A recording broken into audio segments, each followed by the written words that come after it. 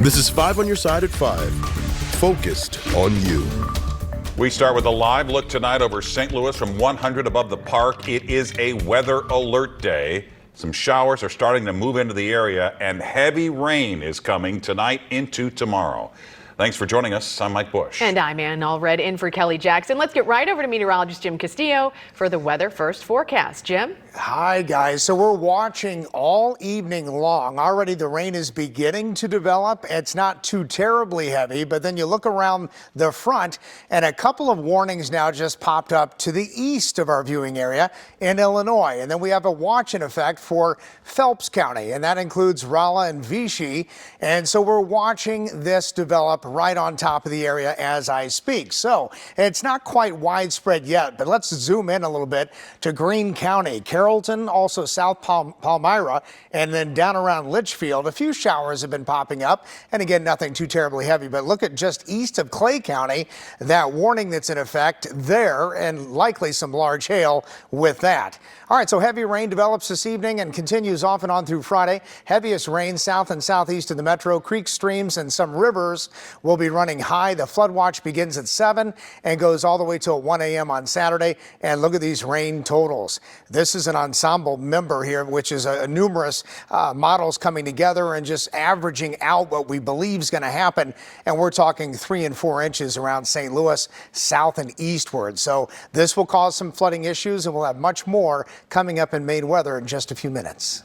And get the latest rain updates on your phone. Just text the word weather to 314-425-5355. And with the heavy rain approaching, University City is reminding residents about its new early flood warning system.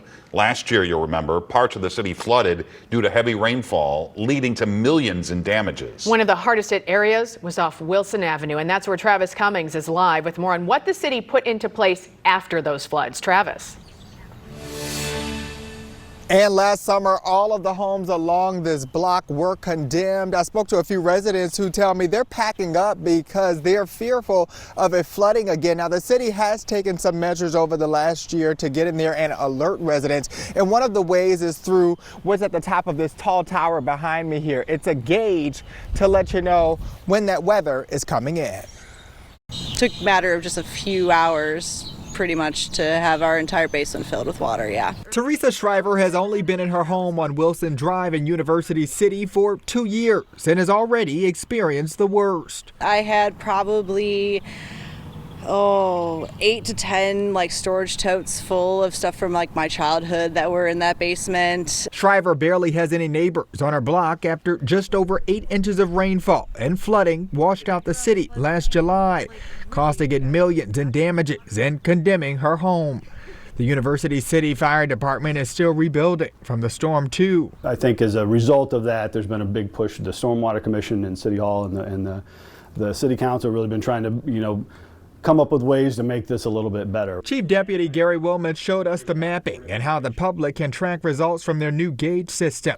3 of them are stationed near the River Des Peres to monitor the amount of water draining into the river. The total rain per hour, yes, right? When that reaches 1.5 inches per hour, we know that there will be some flooding in University City. So that gives us about a 40-minute head start for what's coming next. There's also a code red alert system residents can sign up for to get the word about emergencies. Both tools Shriver wished she would have had sooner. I have more time now to rescue things out of a space that I'm worried about getting damaged. For me, I think that it would definitely have helped a lot of my neighbors because I know that we were trying to call people because it was 2 in the morning. And you can find all of this and track the gauges on your own by going to the city's website. You can also sign up for those code red alerts. That'll let you know during an emergency. You can get them via text, call, even your social media. We're live in University City tonight. Travis Cummings, 5 on your side. Today we learned Jana Elementary in North St. Louis County is expected to remain closed. Yeah, the decision comes after tests showed radioactive waste at the school, which is near the contaminated Coldwater Creek.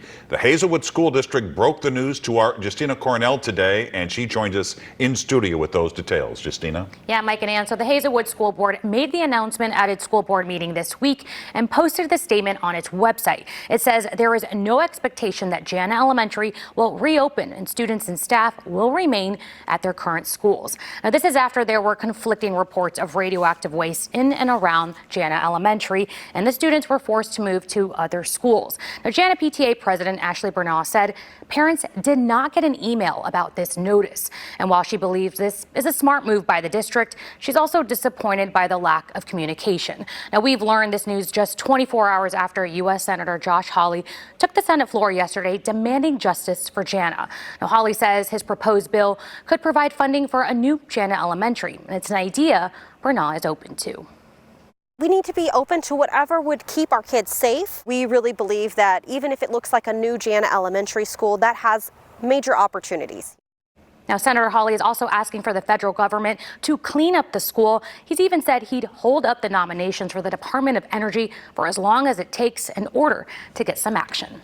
A new Missouri law prohibits people from camping on state-owned land. Today, MoDOT disbanded a homeless encampment at I-44 in Hampton in St. Louis. Ryan Henson was there for the deadline for people to move at noon today, and he joins us live after speaking with a MoDOT official and a homeless advocate. Ryan.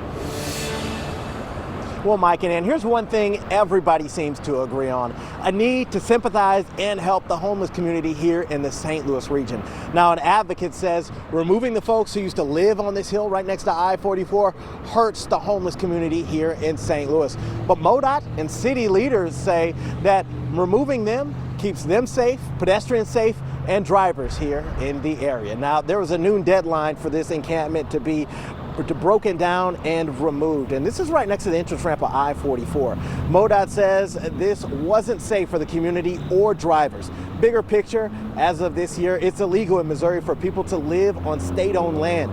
A St. Louis City spokesperson says for months they tried to offer housing options and additional help. Reverend Larry Rice with the New Life Evangelistic Center has helped the homeless here in St. Louis for more than 5 decades. Rice says the offers by the city are inadequate due to limited quality housing options. The Reverend wants people to help eradicate homelessness. Get involved with these people. Let's not just talk about it, but let's open up our churches. Let's open up our hearts. Let's try to reach out and help somebody. Lent is a period of fasting and giving alms to the poor. Well, come on, let's get with it. Let's not just play the game. It's more than just a fish fry on Friday night. MoDOT performs other activities such as construction or maintenance operations in that state-maintained right-of-way. Now, Rice says removing the people who used to live here only means they'll find another place in town to go live. And as of this morning, 3 men were living here at this encampment that's already been broken down. And according to the city, only one of them took up their offer for temporary housing. I'm Ryan Henson, live in St. Louis, 5 on your side. Results from a new study out of St. Louis show Paxilvid decreases the risk of long COVID and death. The study comes from researchers at Washington University. It looked at hundreds of thousands of patients who were prescribed Paxilvid. That's an antiviral drug that can stop the virus from multiplying. The FDA gave it emergency use authorization to treat COVID in 2021. The study shows the drug's benefits last up to half a year. There was a 26% lower risk of long COVID and a lower risk of dying by nearly 50%.